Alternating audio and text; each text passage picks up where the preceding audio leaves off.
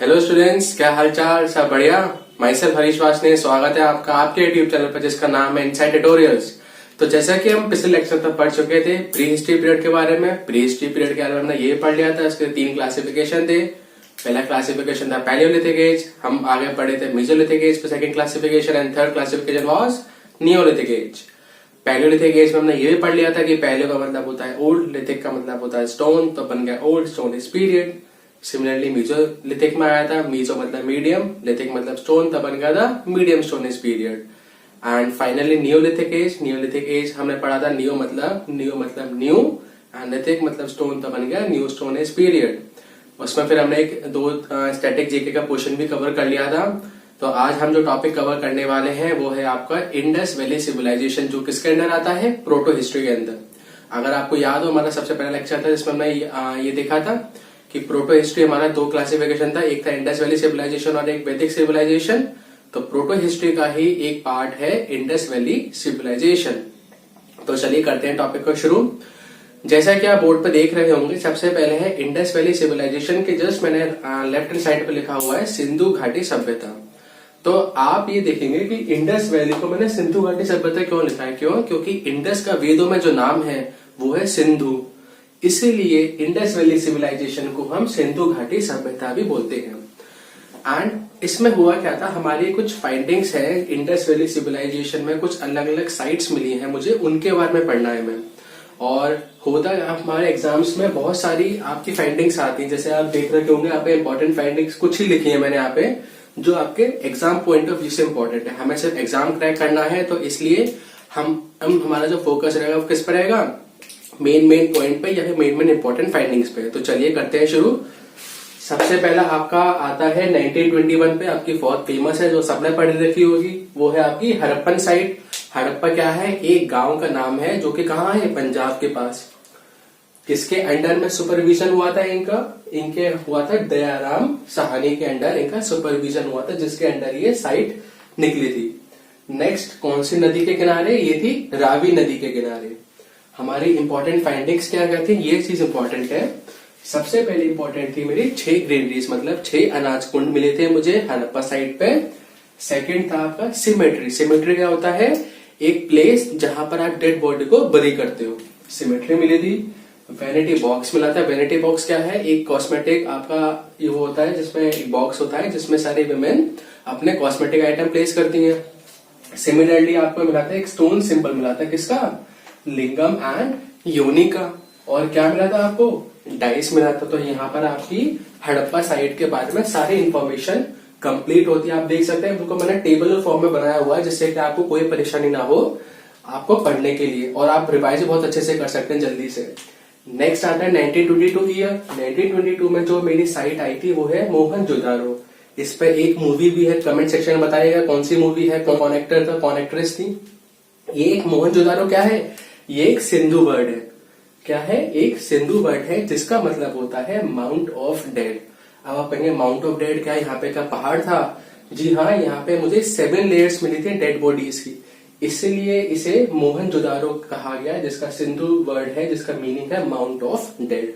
अब next question आता है किसके अंडर में एक्सकेवेशन हुआ था, किसके अंडर में ये साइट की खुदाई हुई थी? ये होते हैं आरडी बनर्जी। नेक्स्ट कौन सी नदी के किनारे थी? इंडस नदी के किनारे। एंड हम सबसे पहले पढ़ के आ चुके हैं कि इंडस को हम क्या बोलते हैं वेदों में? सिंधु। तो हमारे इंडस नदी या सॉरी सिंधु नदी के किनारे मुझे इसका एक्सकेवेशन हुआ था। अब मेरी इंपॉर्टेंट फाइंडिंग्स क्या क्या थी? सबसे पहले इंपॉर्टेंट फाइंडिंग्स की मुझे यहाँ पे क्या मिला था? Great bath. अब आप ग्रेट बाथ को कहेंगे, देखिए जैसे हमारे रिचुअल्स में क्या होता है कि आप जैसे कहीं गंगा के वहां पे गंगा में नहाने जाते होंगे, तो वहां पे क्या होता है? बहुत बड़े बड़े स्नान गृह होते हैं। उसी प्रकार से यहाँ पे मुझे ग्रेट बाथ मिला था। ये इंडिकेट करता है कि वहां पे उस टाइम के लोग भी, आपके इंडस वैली सिविलाइजेशन के लोग भी ये रिचुअल्स फॉलो करते थे। नेक्स्ट मुझे क्या मिलता है? यहाँ पे ग्रेट ग्रीनरी मिलती है, मतलब बहुत बड़ा अनाज कुंड मिलता है। एक पूरा असेंबली हॉल मिलता है मुझे यहाँ पे। एंड मोस्ट इम्पोर्टेंट एक डांसिंग गर्ल का ब्रॉन्ज स्टैचू मिलता है। जी हाँ, हमें यहाँ पे ब्रॉन्ज की नॉलेज भी थी। तो आपको क्या मिला यहाँ पे? एक इंपॉर्टेंट फाइंडिंग, डांसिंग गर्ल का ब्रॉन्ज स्टैच्यू। नेक्स्ट क्या है? पशुपति और योगी सील। देखिए इन्हीं को ही आगे शिवा कहा गया है, लॉर्ड शिवा, इन्हीं को कहा गया पशुपति या योगी को। इसमें मिला, इस वाली सील में मुझे मिला क्या था, सबसे पहले सील समझते हैं होता क्या है। देखिए सील एक आपका इम्पोर्टेंट आइटम होता है जिसे आप यूज करते हैं ताकि आप ट्रेड कर सकें। तो मुझे ऐसे बहुत सारी सील मिली थी, उसमें से एक इम्पोर्टेंट थी मेरी पशुपति और योगी सील। योगी का उसमें था क्या, इस वाली सील में एक योगी बैठा था एंड वो सराउंडेड था, आसपास उसके आसपास एनिमल्स थे, मेनली बुल्स हो गए या आपके टाइगर हो गए, तो वो हमारी हो गई पशुपति और योगी सील। नेक्स्ट आते हैं हम 1925 में, चल हुदारो साइट थी, कहाँ है ये, सिंध, जो भी अब कहाँ है, पाकिस्तान में है। नेक्स्ट किसके अंडर में सुपरविजन हुआ था, किसके अंडर में ये साइट निकली थी, मैकलो, and second was N G Majumdar. अब हमारे अगला क्वेश्चन आता है कौन सी नदी के किनारे है, इंडस नदी के किनारे। उसके बाद हम आगे बढ़ते हैं। सबसे पहला क्या है, सिटी विदाउट सिटाडेल। आप सोच रहे होंगे भाई सिटी कहां से आ गया, सिटाडेल कहां से आ गया। तो देखिए अभी तक इंडस वैली सिविलाइजेशन में एक कैरेक्टरिस्टिक फीचर था कि मुझे एक सिटी मिलती थी और एक सिटाडेल मिलता था। सिटाडेल क्या होता है, एक किला होता है, एंड सिटी आपका लोअर टाउन में आ जाता है। तो मुझे एक इंपॉर्टेंट फाइंडिंग इसलिए हो गए क्योंकि मुझे चल हुदारो वाले साइट पर एक सिटी मिला जिसमें कोई भी किला नहीं था, मतलब सिटाडेल नहीं था। सेकंड इंक पॉट मिला था, जी हाँ उस समय भी इंक पॉट वो यूज करते थे, इंक पॉट मिला। लिपस्टिक मिली, एक क्या मिला, इम्प्रिंट ऑफ डॉग्स पॉ ऑन ब्रेक, कुत्ते के पंजे के निशान मिले थे एक ईंट पर। एंड फाइनली क्या इंपॉर्टेंट फाइंडिंग थी, एक और terracotta model of bullock cart. Terracotta model क्या होता है, एक मिट्टी का मॉडल होता है जिसे आप बेक कर लेते हो फायर में जिससे कि उसकी स्ट्रेंथ बढ़ जाए। तो वो हो गया मेरा terracotta model of bullock cart. तो यहाँ पे मेरी चंद हुदारो वाली साइट की सारी इंपॉर्टेंट फाइंडिंग्स, किसके अंडर सुपरविजन हुआ था, कौन सी नदी के किनारे है, ये सारी चीज मेरी कवर होती है। नेक्स्ट हमारी आती है 1953 में जो साइट मिली थी वो है मेरी काली बंगन। देखिए काली बंगन, तो आप इसे रिलेट कर सकते हो, इसका दूसरा नाम इसलिए रखा गया है ब्लैक बैंगल्स। काली मीन्स ब्लैक एंड बंगन मीन्स बैंगल्स। एंड कहां पर है ये, राजस्थान में है।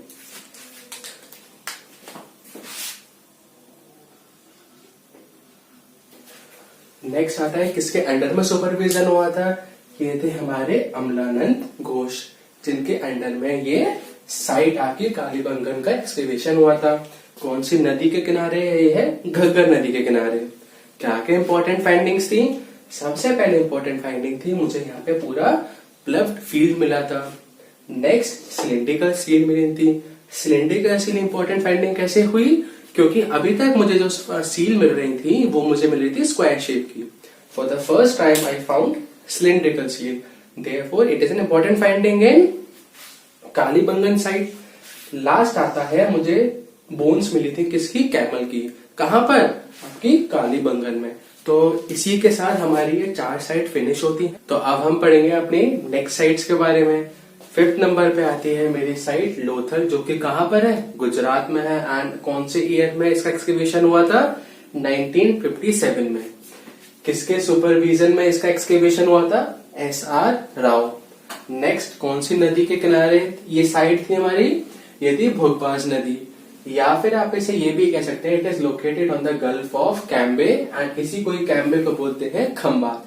अब आप सोच रहे होंगे गल्फ क्या होता है, देखिए गल्फ क्या होता है, it is a portion of sea which is almost surrounded by a land, मतलब एक बहुत नैरो पोर्शन होता है सी का जो कि घिरा रहता है किससे, लैंड से। उसे हम क्या बोलते हैं, गल्फ बोलते हैं। जैसे कि आप इमेज देख पा रहे होंगे मेरे इधर, यही पोर्शन कहलाता है आपका गल्फ। और ये जो आप इमेज में देख रहे हैं ये है मेरा गल्फ ऑफ खंबात या फिर gulf of Cambay. Next important findings क्या क्या थी, इंपॉर्टेंट फाइंडिंग्स थी मेरे सबसे लार्जेस्ट स्ट्रक्चर मुझे मिला था इंडस वैली सिविलाइजेशन का, वो था डॉकयार्ड। डॉकयार्ड मतलब एक पूरा पोर्शन था जहां पर आपकी शिप स्टैंड होती है, उसे बोलते हैं डॉकयार्ड।